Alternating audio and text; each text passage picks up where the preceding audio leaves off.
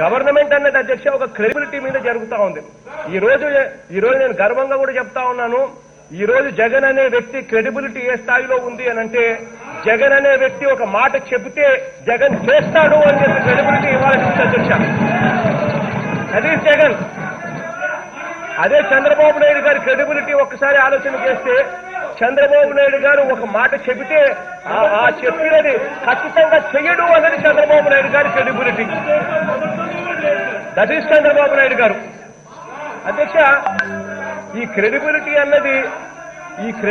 అన్నది మనం చేసే పనుల వల్ల ఈ క్రెడిబిలిటీ అన్నది మనిషికి వస్తుంది అధ్యక్ష.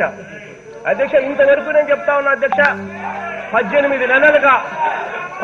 నెలలుగా జగన్ అనే వ్యక్తి ఒక డేట్ ఇచ్చి ఆ డేట్ లో ఇవ్వకుండా పోయిన పరిస్థితి ఎప్పుడైనా వచ్చిందా అని చెప్పి నేను అడుగుతా ఉన్నాను అధ్యక్ష.